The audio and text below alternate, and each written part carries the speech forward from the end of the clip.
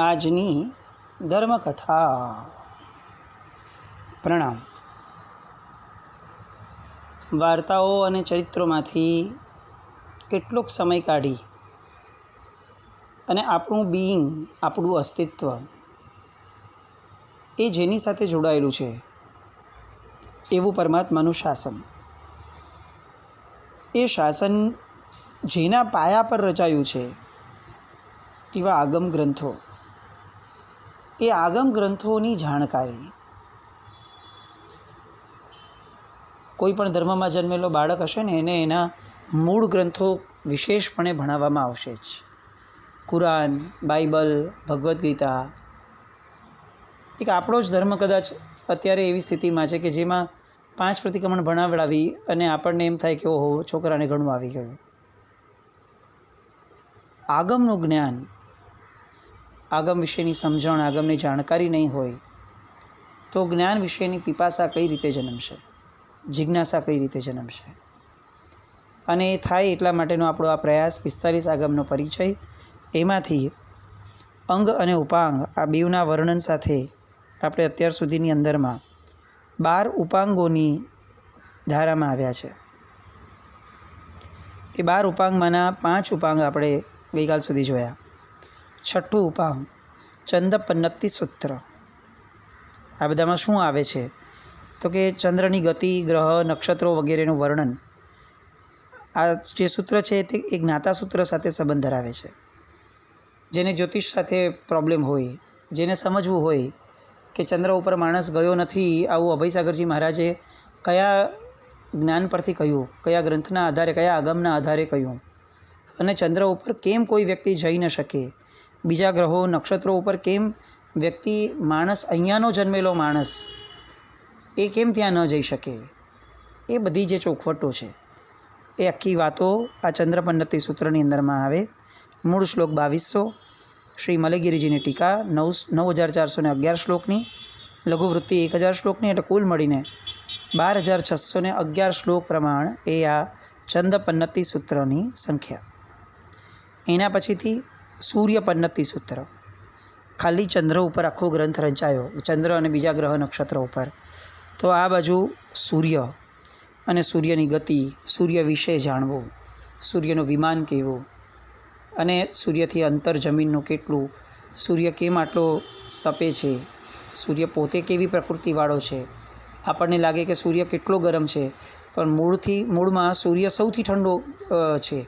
તો આ બધું કઈ રીતે, કયું નામકર્મ એનું છે કે જેના કારણે એના તડકાના કિરણો છેક અહીંયા સુધી આવી અને આપણને આટલા ઇન્ટેન્સિવ મોડમાં મળે છે. આ બધી આખી ઇન્ટરેસ્ટિંગ વાતો એ સૂર્યપન્નતિ સૂત્રમાં છે કે જે એકચ્યુઅલી ચંદ્ર પ્રજ્ઞપ્તિ આગમની મૂળ વૃત્તિ તરીકે છે. મૂળ શ્લોક 4400, વૃત્તિ 9000, કુલ સંખ્યા શ્લોકની 13400. આ સૂત્ર પણ જ્ઞાતા સૂત્ર સાથે સંબંધ ધરાવે છે. મૂળ શ્લોક 2200, મલયગીરીજીની ટીકા 9000 શ્લોક, ચૂર્ણી શ્લોક 1000 અને કુલ સંખ્યા 12200 શ્લોક પર્યંતની મળે છે. એની પછીથી 8મું આગમ કપ્પિયા સૂત્ર. આની અંદર વાર્તાઓ. શેની વાર્તા છે તો કે 10 રાજકુમારો પોતાના ઓરમાનભાઈ રાજા કોણિક એની સાથે મળી અને પોતાના જ દાદા ચેડા રાજા એની સામે યુદ્ધમાં ઉતર્યા. તે 10 રાજકુમારો યુદ્ધમાં માર્યા ગયા અને નરક ગતિને પામ્યા. એ જે આખું યુદ્ધનું વર્ણન છે, ચેડા રાજા સાથેના યુદ્ધનું, મહાયુદ્ધ કહી શકાય પરમાત્માના શાસનનું. એ મહાયુદ્ધનું આખું જે વર્ણન છે, યુદ્ધની નાનામાં નાની ઘટનાઓનું વર્ણન, આયુધોથી માંડીને કઈ કઈ રીતે શસ્ત્રાગારો એ સમયે આજથી 2200-2500 વર્ષ પહેલાં હતા, એ બધી વાતોનું પણ વર્ણન આ કપ્પિયા સૂત્રની અંદર મળે. આખી આપણી ટેકનોલોજી કેવી હતી, વેપન્સ કઈ રીતે બનતા હતા, બધી બહુ જબરદસ્ત વાતો. આજનું વિજ્ઞાન આપણને સાવ નબળું લાગે એટલા જબરદસ્ત શસ્ત્રો એ સમયે જે હતા, એની ઉત્પત્તિ, આ તે બધી જ વાતો એ આ આગમ સૂત્રની અંદરમાં મળે છે. 9મું ઉપાંગ સૂત્ર છે કપ્પવડંસિયા સૂત્ર. આ સૂત્રની અંદરમાં પણ મગધ સમ્રાટ શ્રેણિક કે જેઓ વર્ધમાન સ્વામી ભગવાનના સમકાળે થયા, રાજી ખુશીથી એમના જે રાજકુમારોને દીક્ષા આપે છે અને બધા જ દીકરાઓ અલગ અલગ જે રીતે સ્વર્ગોમાં ગયા એનું 12 અધ્યયનનું આખું વર્ણન એ આ કપ્પવડંસી આ સૂત્રની અંદરમાં છે. મહારાજા શ્રેણિક વિશે જાણવું હોય, શ્રેણિકના પુત્રો વિશે જાણવું હોય અને એ પુત્રો વિશેના કોઈ પણ પ્રશ્ન, અત્યારનું રાજગ્રહી, આ તે જેટલા પણ રાજકીય વાતો જાણવી હોય કે આજથી આટલા વર્ષ પહેલાં કઈ રીતે કયું ભારત કેવું વસ્તુ હતું, કેટલી સંખ્યા હતી, ક્યાં સુધીનું હતું, એ બધી વાતો પણ આની અંદરમાં આ કપ્પવડંસી આ સૂત્રની અંદરમાં મળે છે. 10મું ઉપાંગ છે પુફિયા સૂત્ર. આ સૂત્રની અંદરમાં સ્વર્ગીય દેવતાઓએ સ્વર્ગથી પોતાના વિમાન દ્વારા આવી અને વર્ધમાન સ્વામી ભગવાનની વિવિધ પ્રકારે જે પૂજા કરી હતી, એ પૂજા દ્વારા કેટલાક પ્રશ્નો એમને પ્રગટ થયા. એ પ્રશ્નોનું જે નિરાકરણ હતું કે જે એમના પૂર્વભવમાં આખો એમનો વૃત્તાંત હતો એ દેવતાઓના પૂર્વભવો અને આ ભવમાં ભગવાનની ભક્તિ કયા કયા પ્રકારે થાય છે. આપણે જેમ અત્યારે એનિમેશન વગેરે હોય છે, તો એ જમાનામાં સમવસરની અંદરમાં દેવતાઓ વૈક્રિય લબ્ધિ વડે એનિમેટેડ આવા નૃત્યો, આવા પ્રસંગો અને આવા નાટકો કરતા હતા. એનિમેટેડ નાટકો એ બધા કઈ રીતે કરતા હતા અને એની પાછળના લોજિક શું, એના રિઝનિંગ શું, વૈક્રિય વર્ગણાઓ જે છે એને કઈ રીતે વાપરી શકાય, આવી બધી જબરદસ્ત ઇન્ટરેસ્ટિંગ વાતો એ આ પુફિયા સૂત્રની અંદરમાં આખી આવે છે. એ 10મું ઉપાંગ. એ પછીનો 11મું ઉપાંગ પુફચુલિયા સૂત્ર. આ સૂત્રના અંદરમાં પણ દેવતાઓના જે પૂર્વભવો જન્મના અધિકાર આવે છે, એ અધિકાર ધરાવતી બીજી બધી કથાઓ એ 10 અધ્યયનમાં છે. એટલે પુફિયા અને પુફચુલિયા સૂત્ર એ બંને એકબીજા હારે કનેક્ટેડ સૂત્રો છે. 12મું વનની દશા સૂત્ર. વર્ધમાન સ્વામી ભગવાન ઈસવીસન પૂર્વે 527માં નિર્વાણ પદને પામ્યા. એનાથી 250 વર્ષ પૂર્વે 23માં તીર્થંકર પાર્શ્વનાથ ભગવાન થયા. એના પૂર્વે 83,750 વર્ષના ગાળામાં શ્રી નેમિનાથ ભગવાન નામના 22માં તીર્થંકર થયા. એમના સમયની અંદરમાં સનાતન યુગ જે પૂર્વ ઉદયમાં હતો, યદુવંશી રાજાઓ, એમની રાજગાદી, અયોધ્યાપુરી નગરી, યદુવંશી રાજાઓ જે રીતે જૈન ધર્મ સ્વીકારે છે, એ બધી જ વાતો એનું સવિસ્તર વર્ણન 10 અધ્યયનમાં આવે છે. કોઈને પ્રશ્ન હોય કે ભગવદ્ ગીતા કૃષ્ણ મહારાજાએ જે રચી, બધા કહે છે કૃષ્ણ ભગવાન એમને, એ બધાની રચના શું ખરેખર આવી હતી કે નહીં? કૃષ્ણ મહારાજા એક જ હતા જે આપણા તીર્થંકર થવાના છે તે, અને આ લોકો જેને કૃષ્ણ ભગવાન સમજે છે આ બધું એક જ ચરિત્ર છે, અલગ અલગ હતું? તો પછી આવી રીતે કેમ ભેદ આવ્યા? એ આખી વર્ણનની યદુવંશ, યદુ રાજવીઓ, આ બધાની આખી વાતો એ આ 12મા ઉપાંગની અંદરમાં વનની દશા સૂત્રની અંદરમાં આવે છે. ઉપર પ્રમાણે 5 ઉપાંગોનો એક ગ્રંથ નિર્યાવલી નામનો પ્રસિદ્ધ છે, જેનું અધ્યયન 52 વિભાગમાં છે. આ ગ્રંથ ઉપાસક દશાંગ આદિ 5 ગ્રંથો સાથે સંબંધ ધરાવે છે. એ 5 વિભાગની કુલ શ્લોક સંખ્યા 1109. એ 5 ઉપર શ્રીચંદ્રસુરી મહારાજ સાહેબે 700 શ્લોકમાં વૃત્તિ બનાવી. કુલ શ્લોક સંખ્યા 1809. 12 ઉપાંગોની શ્લોક સંખ્યા 25,420. ટીકાની સંખ્યા 67,936. લઘુ ટીકાની સંખ્યા 6,828. ચૂર્ણી શ્લોકની સંખ્યા 3,307. કુલ મળીને આ ઉપાંગો જે આપણે જોયા 12, એની શ્લોક સંખ્યા 1,03,544 છે.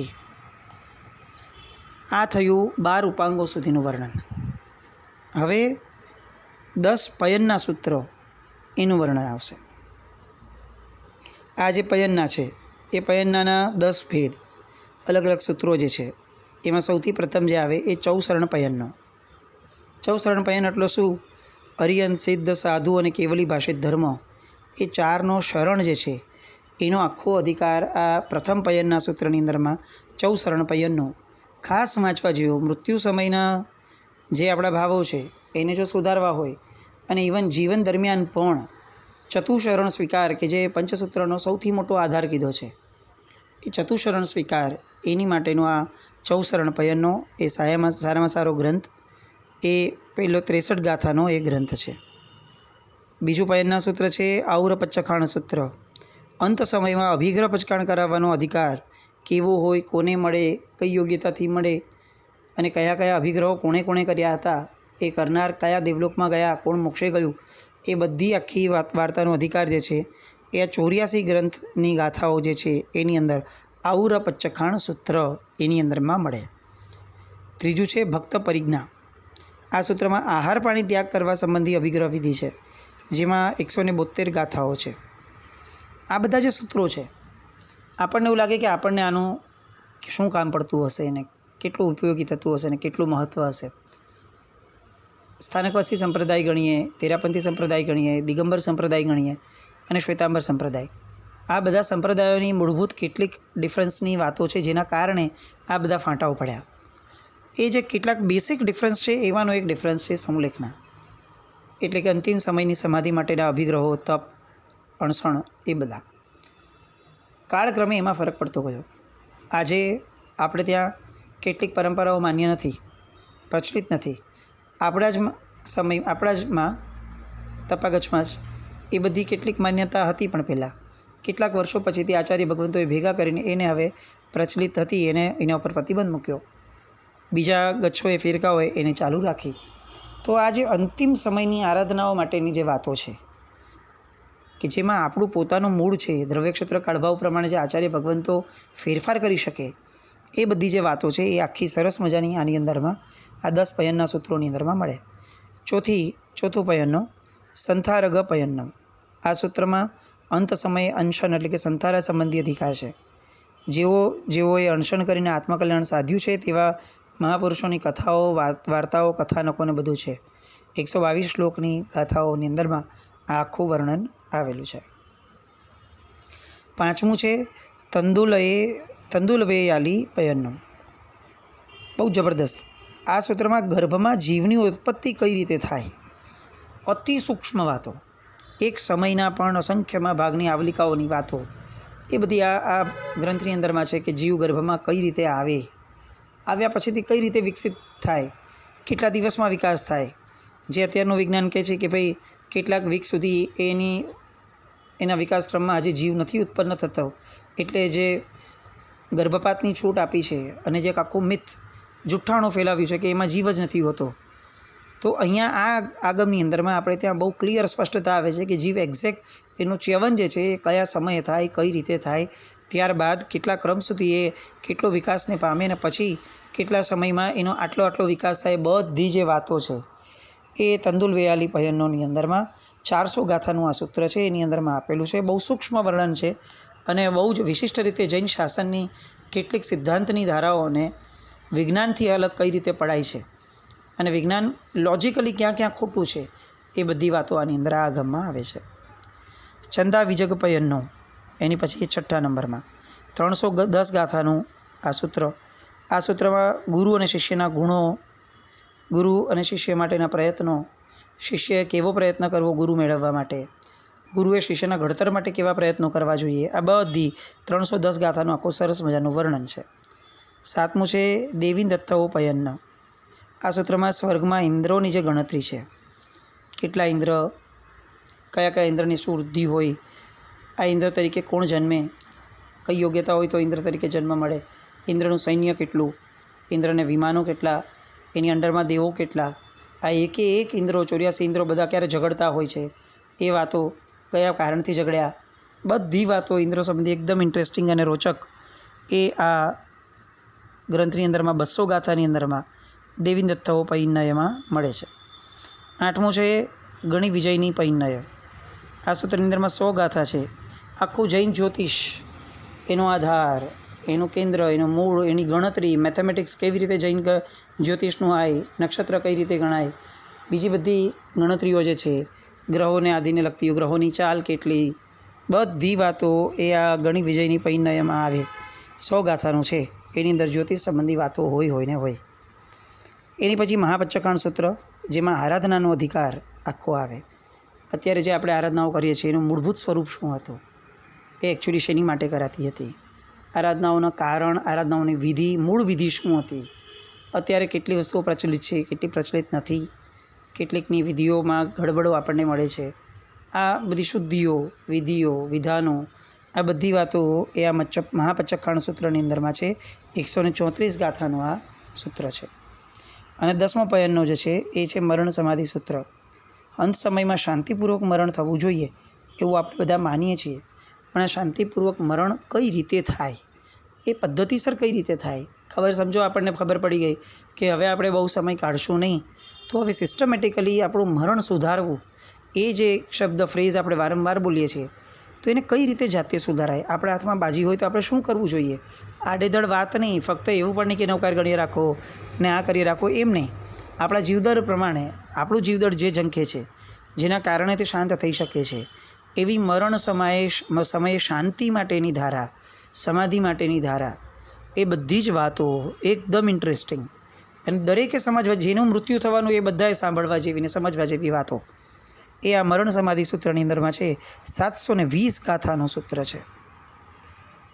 આમ 10 પયન્નાઓની ગાથાઓ મળીને 2305 ગાથાઓ થાય છે અને આ દરેકનું એક એક અધ્યયન જુદું જુદું છે. આ 45માંથી આપણે અંગ અને ઉપાંગ જોયા, એ પછી તે 10 પયનના સૂત્ર આ થયા. હવે એના પછી આવે 6 છેદ સૂત્રો.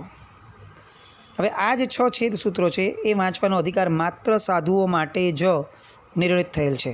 છેદ સૂત્રોને ક્યારે પણ શ્રાવકો, ભાષાંતર રૂપે પણ શ્રાવકોએ વાંચવાના નથી, એનો કોઈ અધિકાર જ નથી. કેમ આવું છે? કારણ કે છેદ સૂત્રમાં દંડનીતિશાસ્ત્ર છે. એટલે જેમ રાજ્ય વ્યવસ્થા હોય એમાં ઘણા બધા કાયદાઓ નક્કી થયા હોય, એ જ રીતે સાધુઓના દોષ કે અપરાધ માટે એને જે દોષ કર્યો એનો દંડ શું, એનો અપરાધ શું, એનું પ્રાયશ્ચિત શું, તો એ બધાનું જે વિધાન છે એની માટે આ છેદ સૂત્રો છે.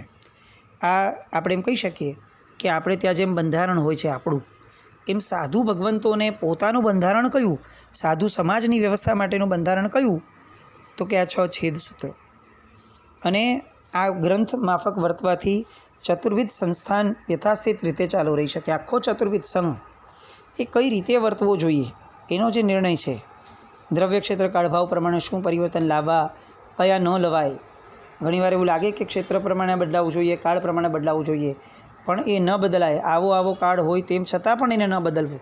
આવા કેટલાક આયામો, કેટલાક અપવાદ માર્ગ, કેટલાક રાજમાર્ગ, ક્યારેક રાજમાર્ગ વાપરવો જ જોઈએ અને ક્યારેક રાજમાર્ગ છોડવો જ જોઈએ અને અપવાદ માર્ગે જવું જ જોઈએ. આ બધી જે એટલી બધી કોમ્પ્લિકેટેડ, આપણા બધા માટેની પણ એટલી બધી ગંભીર, સાધુ ભગવંતોને ગીતાર્થો માટેની, એ બધી ગીતાર્થતાનો ખરો આધાર આ 6 છેદ સૂત્રો ઉપર હોય છે. આ 6 છેદ સૂત્રો જેટલે અંશે મોહનીય કર્મની નબળી સ્થિતિમાં ભણાયા, એટલે મોહનીય હણાતું દબાતું ગયું, અને પછી આ છેદ સૂત્રો જેમણે ભણ્યા અને પછી એના પરની પોતે જે વિચારણાઓ કરી અને એ જે છે એને ગીતાર્થતા એટલે અંશે તરતમ ભાવે કહેવાય. 6 છેદ સૂત્રો કયા કયા છે? તો કે સૌથી પહેલું છે નિષિદ્ધ સૂત્ર, 20 ઉદ્દેશક. પ્રાચીન તાળપત્રીય સૂત્રમાં 815 મૂળ શ્લોક પ્રમાણ છે. આ સૂત્રનું લઘુભાષ્ય 7400 શ્લોકનું છે. ચૂર્ણી 28000 શ્લોકની છે અને એનું જે મોટું ભાષ્ય છે એ 12000 શ્લોક પ્રમાણ છે. કુલ શ્લોક સંખ્યા 48215ની ફક્ત આ એક નિષિદ્ધ સૂત્રની છે. જોગ કર્યા વગર આજે પણ મહાત્માઓ આ ભણી શકતા નથી. એટલે આ 48000 શ્લોક પ્રમાણે તો ફક્ત નિષિદ્ધ સૂત્ર આપેલું છેદ સૂત્રમાંનું. બીજું મહાનિષેધ સૂત્રો. આ શબ્દો આપણે ક્યારેક સાંભળ્યા હશે, પન્યાસી પદવી આવે ત્યારે નિષેધ, મહાનિષેધ, આ બધા શબ્દો આપણે ક્યારેક સાંભળ્યા હશે, પણ એની જે અંદરનું ઇન્ગ્રેડિયન્ટ્સ છે, એનું જે કન્ટેન્ટ છે એ જે મુખ્ય છે. 13 અધ્યયન, 4500 મૂળ શ્લોક અને લઘુ વાચના 4200 શ્લોકની, મધ્યમ વાચના 4500 શ્લોકની, મોટી વાચના 11800 શ્લોકની છે એવું આ મહાનિષિદ્ધ સૂત્ર. 6 છેદ સૂત્રમાંનું બીજું છેદ સૂત્ર અતિ મહત્ત્વનું અને અતિ ગૂઢ એવું આ મહાનિષિદ્ધ સૂત્ર. ત્રીજું છે બૃહત્કલ્પ સૂત્ર. ઉદ્દેશક 34 છે, મૂળ શ્લોક 473 છે. એની વૃત્તિ વિક્રમ સંવત 1332માં બૃહત્શાખીય શ્રી ક્ષેમકીર્તિ સૂરીકૃત 42000 શ્લોકની છે. એનું ભાષ્ય 12000 શ્લોકનું છે. લઘુભાષ્ય 8000 શ્લોકનું છે. ચૂર્ણી 14525 શ્લોકની છે. કુલ શ્લોક સંખ્યા એકલા બૃહત્કલ્પ સૂત્રની 74798 શ્લોકની છે. આ બધું આપણું અવેલેબલ 45 આગમનું સાહિત્ય છે. આપણે કોઈ એમ કહે કે અત્યારે બધું ભણવું હોય તો કેટલો સમય લાગે? આપણે સાંભળીએ છીએ કલ્પસૂત્ર આદિમાં કે 14 પૂર્વધરો કેટલું ભણે. હાથીના માધ્યમ દ્વારા આપણે સમજીએ છીએ કે કેટલું ઊંડું ને ખાડો ખોદાય ને એમાં મહાવિદ્યનો હાથી હોય, એટલાની શાહી ભરાઈને એટલાથી લખાય, એટલું એક એક આગમ. તો એમાંના આ જે 45 આગમો છે એના બધા આટલા શ્લોક પ્રમાણેની એના સાહિત્યની આ સંખ્યા આપણે મૂકીએ છીએ. કુલ સંખ્યા 45473 શ્લોકની બૃહત્કલ્પ સૂત્રની અંદરની છે.